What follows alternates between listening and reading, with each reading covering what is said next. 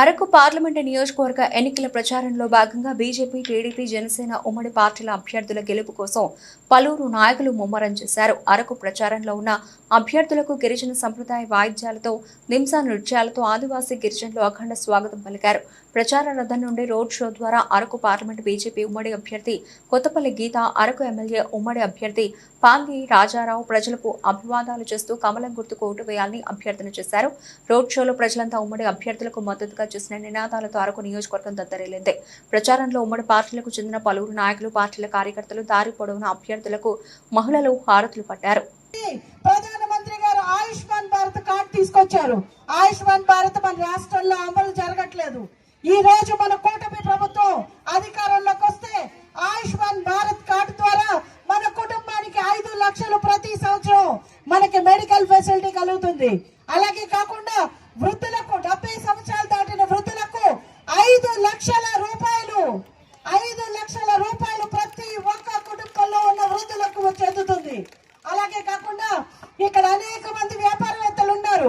వాళ్ళకి ఎంఎస్ఎంఈల ద్వారా ఎన్నో రకాలైన రాయితీలు కేంద్ర ప్రభుత్వం ప్రకటించడం జరిగింది. అలాగే ముద్రా లోన్స్ చాలా మంది తీసుకున్నారు.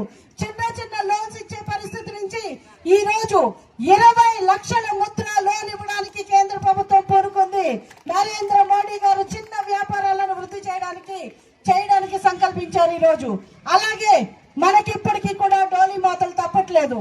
మన బిడ్డలు చాలా మంది అనారోగ్యం బారిన పడి చనిపోవడం, ప్రైమరీ హెల్త్ సెంటర్స్ కూడా దగ్గర లేని పరిస్థితి, హాస్పిటల్ కి తీసుకెళ్లే లోపు చనిపోతున్న పరిస్థితి మనం చూస్తున్నాం.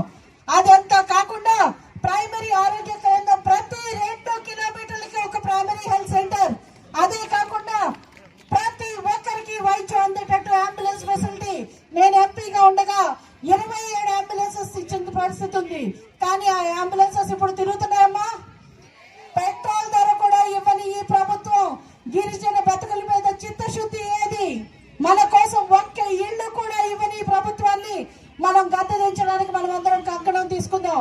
ఈ రోజు జీవో నెంబర్ 3 తీసుకొచ్చి మన జీవితాల్లో ఈ రోజు పునరుద్ధరించడానికి మన కూటమి ప్రభుత్వం సిద్ధంగా ఉంది. ఈ రోజు మనం చూస్తుంటే ఎన్నో రకాలైన మనల్ని మోసం చేసుకుంటూ అబద్ధపు మాటలు చెప్తూ ఇక్కడికి వైఎస్ఆర్సీపీ వాళ్ళు వస్తున్నారు. మీరందరూ కూడా గుర్తించాలమ్మా. మన జీవితాల్ని 60 నెలలు ఈ రోజు కష్టపడ్డాం కదా. కష్టపడ్డామా? ఏ అభివృద్ధి లేదు. ఒక్కళ్ళ ఇంటికి కూడా సంక్షేమం సరిగ్గా చేరలేదు. 2 ఎకరాలున్న పోడు రైతులకు కూడా పెన్షన్ తీసేశారు. రేషన్ కార్డులు తీసేశారు. అంత్యోదయ కార్డులు తీసేశారు. ఎన్నో ఇబ్బందులు పెట్టారు. మళ్ళీ మన ప్రభుత్వం వస్తే మీ అందరికీ కూడా ఈ బెస్ట్ అవైలబుల్ స్కూల్స్ తీసేశారు కదా. బెస్ట్ అవైలబుల్ స్కూల్స్ లేవు కదమ్మా. అన్న క్యాంటీన్లు తీసేశారు. ఎన్నో సంక్షేమ పథకాలు రద్దు చేశారు. ఇస్తున్నానని ఒక చేతిలో చెప్తూనే కింద నుంచి లాగేసుకునే పరిస్థితి చూస్తున్నాం.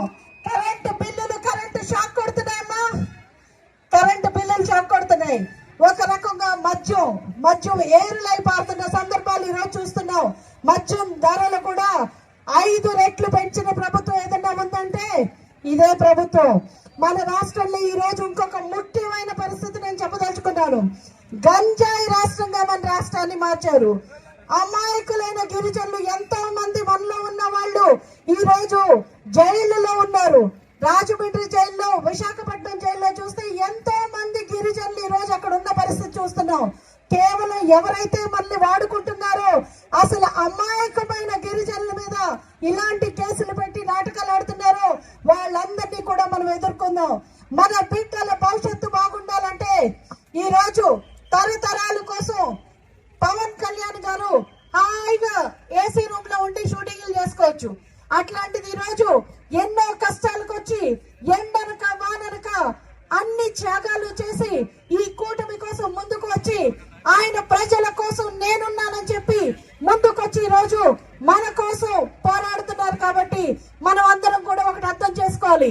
ఈ రోజు మన ఓటు మన భవిష్యత్తే కాదు, మన బిడ్డల భవిష్యత్తు బాగుండాలంటే ఎవరికైనా ఇంట్లో పిల్లలు ఊరికే కూర్చుని భోజనం పెడుతుంటే మనం రోజు వాళ్ళు ఎలా తయారవుతారమ్మా? సైకోలా తయారవుతారు. అవునా? మన పని పాట లేకుండా బిడ్డలు ఇంట్లో మనం కూర్చోబెడతామమ్మా. ఎంతో మంది మహిళలు ఉన్నారు ఇక్కడ, వాళ్ళ పని చేయాలని కోరుకుంటాం. ప్రభుత్వం అలాగే ఈ రోజు మనందరినీ కూడా వాడుకుంటుంది.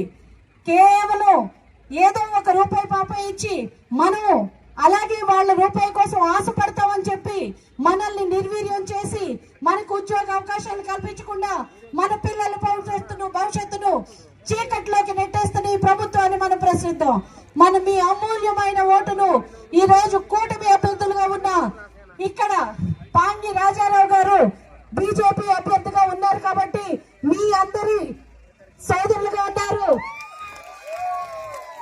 మీరందరూ కూడా ఆశీర్వదించి పాంగి రాజారావు గారికి అలాగే నాకు 2014 నుంచి 19 వరకు మీలో ఒక్కదాన్ని మమేకమై మీతో మీ సమస్యలతో నేనున్న మీకు ఈ రోజు మీకోసం ముందుకు రావడానికి సిద్ధమయ్యాను.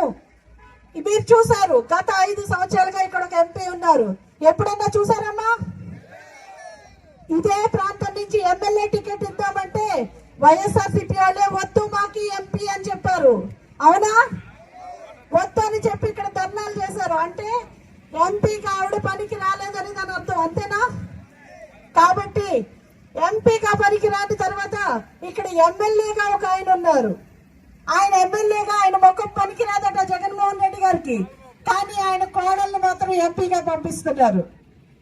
ఆవిడ ఏం వస్తుందో, ఏం మాట్లాడుతుందో, ఏమి తెలుసుకుంటుందో మీకే తెలియాలంతా. కాబట్టి ఈ రోజు గుర్తుపెట్టుకోండి, జగన్మోహన్ రెడ్డి గారు మొహాలు మారుస్తున్నారు, అదే మనుషుల్ని మీ దగ్గర పంపిస్తున్నారు దోపిడీ చేయమని. కాబట్టి మీరంతా అది గుర్తుపెట్టుకోండి. మన బిడ్డల భవిష్యత్తు బాగుండాలంటే ఎన్డీఏ కూటమి ప్రభుత్వం రాష్ట్రంలోనూ కేంద్రంలోనూ కూడా రావాలి.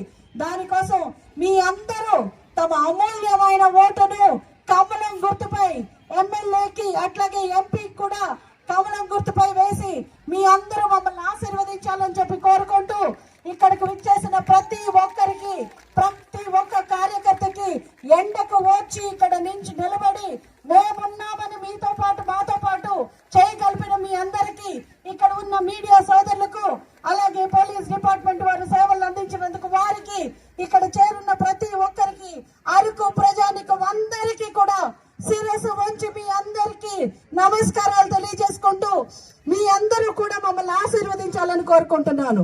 జై బీజేపీ, జై టీడీపీ, జై జనసేన, నరేంద్ర మోదీ గారి నాయకత్వం, కూటమి ఐక్యత. జై హింద్.